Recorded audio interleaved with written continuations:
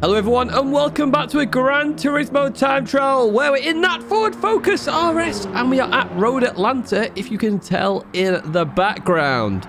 Now, we're on sports hard tyres. I've put this as hard. Some people may find this easy, some people may find it hard. I think pad laps are kind of a bit easier here.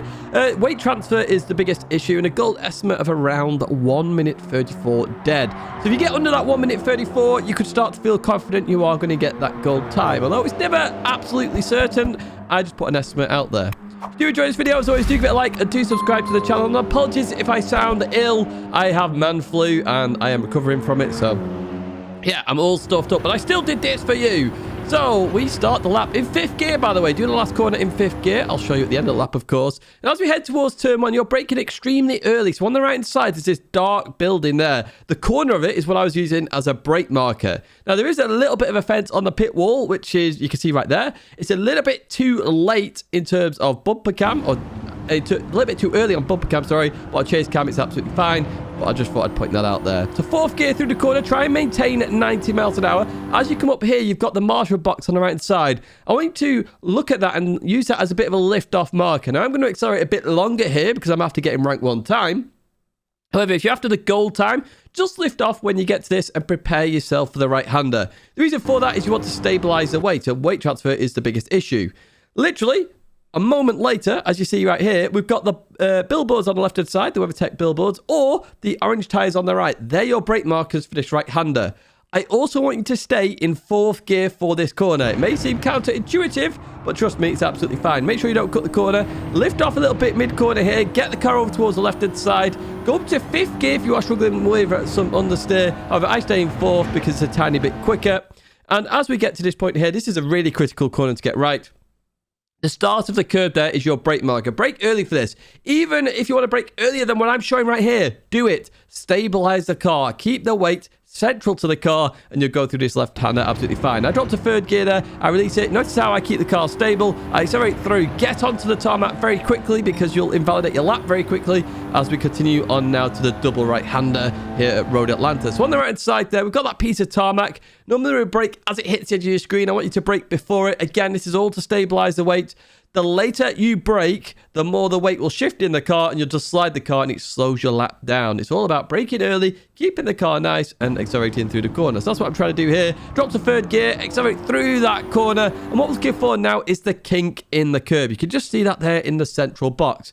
Alternatively, there is a black line on the right side that I've highlighted right there, which you can use as a brake marker. However, I was using the kink in the curb there. Now, you could stay in 3rd gear. You can drop to 2nd if you want to. I would recommend staying in 3rd gear, though, and then start to accelerate. You may want to lift a little bit if you start to understeer. Very easy to understeer there because the weight is still shifting about a bit, so the car understeers. But just lift off a tiny bit and then go. Remember, you're not after getting the rank 1 time. You have to get in the goal time, which should be doable if you follow these tips. Right, we head down towards the Fanatec chicane then. You can rev this car out, you can short shift. The turbo is very, very useful in terms of, it doesn't really matter where you shift. I did try that out.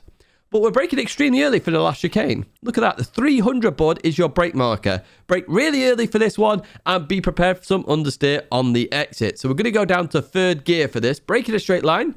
If you want to overlay because the car's shifted about a bit on the hill, feel free to do that. But if so, 3rd gear over towards the left, and then we'll lift a little bit for the right, and then notice that I'm on and off the throttle there just to get the car around, try and maintain some speed, and we're going to head down here. Don't turn in too early for this one. I actually ruined a 131.7 lap because I turned in too early on that final little bit. 5th gear there, as you see.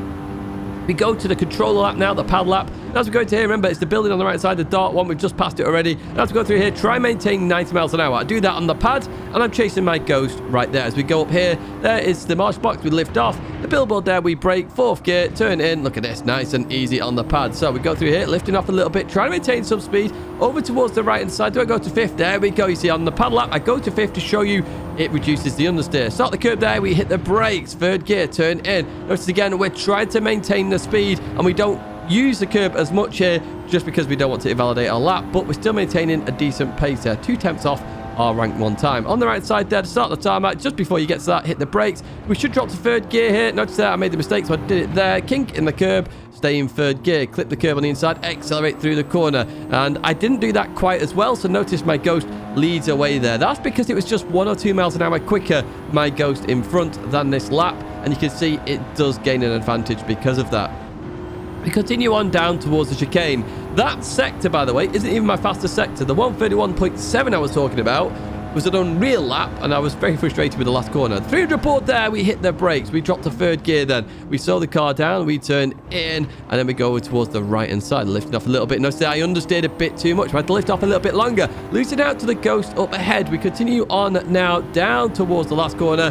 We need to go to fifth gear. Am I going to stay in fourth? No, I'm not. I'm going to go to fifth to reduce that understeer to make sure I cross the line. That's a 132.4. If you want to chase that lap, you can. There's the dark building on the right side. We hit the brakes, we turn in. My ABS is on weak for those wondering what ABS setting I use. It doesn't really matter so much, default or weak. They're both very close to each other. So billboard or orange tires, we brake, we turn in. Notice that we're not using all of the curb to make sure we don't invalidate the lap. Lift it up a little bit as we continue on down here over towards the right hand side. We're staying fourth on this particular lap. On the pad I went to fifth. We continue on towards the start of the curb. We hit the brakes, drop to third gear, turn in, try and keep the car as stable as possible, onto the throttle very early, and continuing on out. We just keep that lap valid. It was so close. Right, just before the start of the tarmac on the right side, we're going to hit the brakes and we're going to turn in. We are now dropping to third gear, so through there, the kink in the curb, there it is, hit the brakes, turn in again. Try and maintain as much speed as you can here, lift off a little bit, and then we go back on. It was the tiniest of lifts, but it allowed the car to just turn in that little bit more so I could accelerate out the corner. Remember, this car is also all-wheel drive, although I think it's a bit more towards the front in terms of its all-wheel drive system, but even so, it is there, so you will suffer some front or power understeer from the front wheels. We head down towards the chicane then, and on the right hand side we're looking for the 300 board. There it is. Hit the brakes, hard on the brakes now as we go in here, and make sure you do not cut this too much at all. Over towards the right hand side, you will suffer some understeer here. We saw that on the pad lap as well. Just be careful as we continue on down over towards the left hand side here. Don't turn in too early for this corner, invalidate your lap at the end, because trust me, it's infuriating. And even so, that's a 0.8 there. I do expect a 0.5 is probably possible on this one, and that's what I've done the gold estimate around as well for you. So in a nutshell, what do you do with this car? Well, you brake very early and you keep the weight very stable in the center of the car. If you do that, you should be able to get the gold lap, especially following those brake markers. If you have enjoyed this video, as always, do get a like and do subscribe to the channel. Stay in touch with all the latest content. But that is going to be it for this time trial guide this week. If you need help with last week's guide, check that out on the left-hand side. An alternative video on the right. Check out my partners down below using their links or code Tidgney at checkout. But once again, thank you so much for watching. I really do appreciate all your support. Good luck with this one, and I hope to see you in another video or live stream again very soon.